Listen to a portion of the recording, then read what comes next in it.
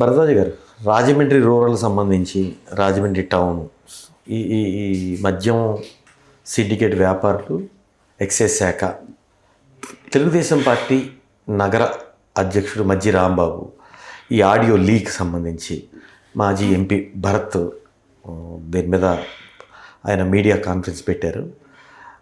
వీళ్ళే ఒక ప్లాన్డ్గా అక్రమ మద్యము, తర్వాత రేట్ ఎక్కువ, అధిక ధరలకు అమ్మాలని ప్రైస్ ఎలా డిజైన్ చేయాలి అనే దానికి సంబంధించి సమావేశంలో ఏం మాట్లాడుకోవాలి అనే విషయం ఆయన అభిప్రాయ ప్రకటన చేస్తుండగా రికార్డ్ అయినటువంటి ఫోన్ సంభాషణని మార్కెట్లో పెట్టారు.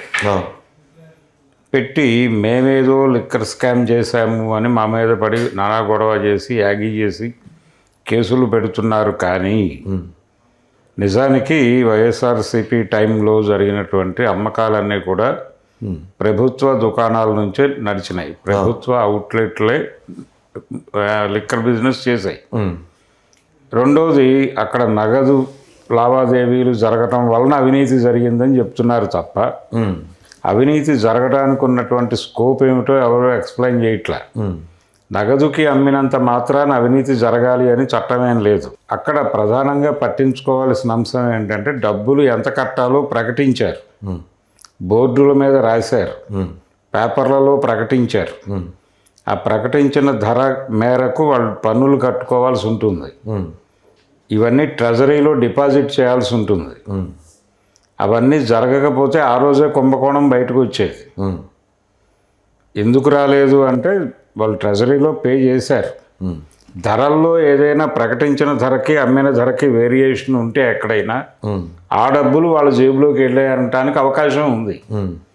కొనుగోలు దగ్గర కూడా వాళ్ళు జిఎస్టీ కడతారు. జిఎస్టీ కట్టిన తర్వాతే సరుకు బయటకు వస్తుంది. అది వాళ్ళ కంపెనీయే కావచ్చు, జగన్మోహన్ రెడ్డి ఫ్లోట్ చేసిన కంపెనీయే అనుకుందాం. అయినప్పటికీ అక్కడ ఒక బిల్లు జనరేట్ అవుతుందిగా, అది దొరుకుతుందిగా. మీరు వెళ్ళి చూస్తే ట్రెజరీ రికార్డు బిల్ జనరేట్ కానప్పుడు ఆ డిస్టిలరీస్ నుంచి వచ్చే సరుకు వే బిల్లు లేకుండా రాదు. వే బిల్లు ఉండాలి, అక్కడ బిల్లు రైజ్ అవ్వాలి. బిల్లు వస్తేనేగా వే బిల్లు వచ్చేది. రెండోది, ఇక్కడ అమ్మాలి, అమ్మిన తర్వాత ఈ డబ్బులు తీసుకెళ్ళి ట్రెజరీలో డిపాజిట్ చేయాలి. ఇన్ని చోట్ల మీకు ఆ లావాదేవీ, ఆ ట్రాన్సాక్షన్ రికార్డ్ అవుతోంది. ఆ రికార్డ్ అవుతున్నటువంటి ట్రాన్సాక్షన్లో అవినీతి చేస్తే పొద్దున్న వెళ్ళి బోన్లో నిలబడాల్సి వస్తుంది అనే ప్రాథమిక జ్ఞానం ఉన్నవాళ్లే కదా అధికారంలో ఉండేది. ఇప్పుడు ఒక చోట అవినీతి జరిగిందని చెప్పడానికి స్కోప్ ఉంది. మీరు మీ పర్సనల్, మీకు తెలిసిన వ్యక్తులకి అవన్నీ అమ్మారు. ఆ తయారీ కేంద్రాలన్నీ, ఆ డిస్టిలరీస్ కావచ్చు, ఇవన్నీ కూడా మీరు వాళ్ళకి మీ ఫ్రెండ్స్కి ఇచ్చారు, మీ ఆశ్రిత బంధువులకు ఇచ్చారు. ఇవ్వటం ద్వారా వాళ్ళకు వచ్చే లాభాల్లో మీరు వాటా తీసుకున్నారు అని క్లెయిమ్ చేయి, గొడవ చేయి, పద్ధతిగా ఉంటుంది అది. అసలు ఈ కేటాయింపులు జరపటం వలన డబ్బులు దొబ్బేసేది జగన్మోహన్ రెడ్డి అన్నా తప్పులేదు. కానీ అసలు నగదు కొనుగోలు పెట్టడమే అవినీతి అంటే ఎలా కుదురుతుంది? దాన్ని ఎలా సస్టైన్ చేయగలరు? కాబట్టి అక్కడ బురద ఎక్కువగా వేస్తున్నారు అంటే ఆ ఏరియాలో వీళ్ళు ఇంకేదో చేస్తున్నారని అర్థం.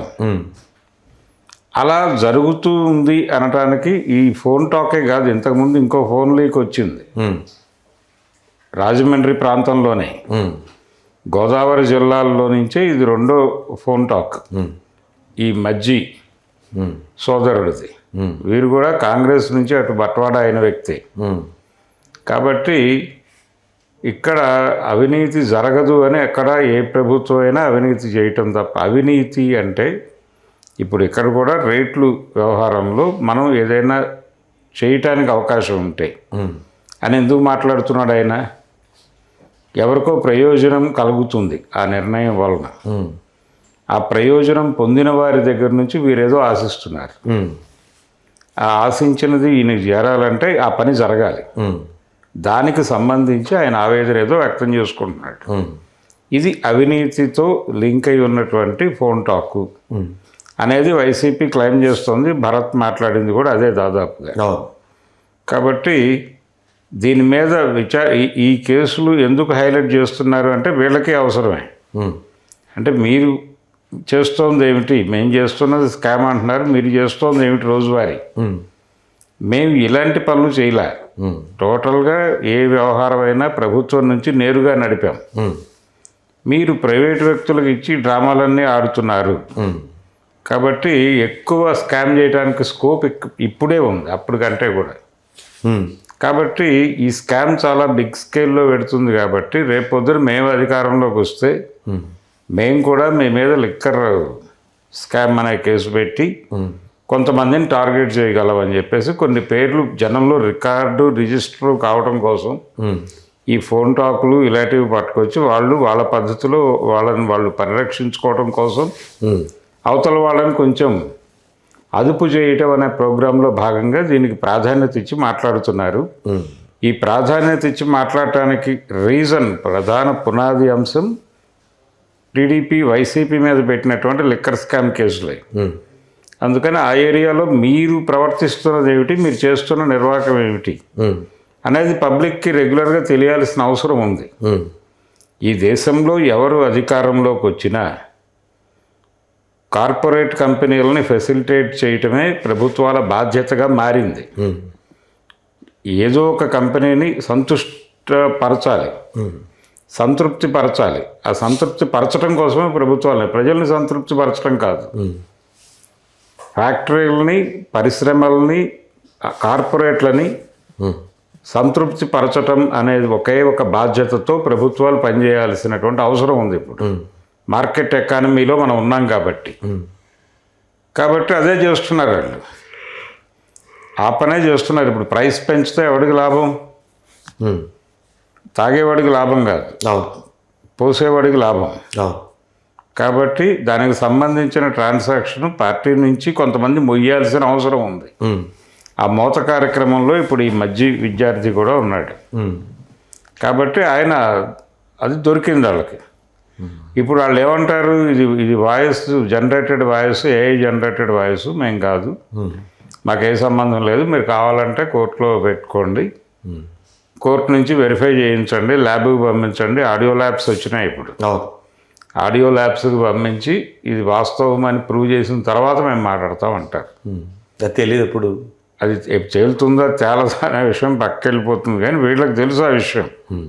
కానీ ఎందుకు వాంటెడ్గా జనంతో మాట్లాడుతున్నారు అంటే ఇది జనాల మనసుల్లో రిజిస్టర్ అవుతూ ఉండాలి. అది ప్రయోజనం వైసీపీకి. వీళ్ళ ప్రయోజనాలు వీళ్ళకున్నాయి. అయితే ఇలాంటి లీకేజీలు లేని పరిపాలన చేయటం అనేది చంద్రబాబు గారికి ఆయన ఉద్దేశం.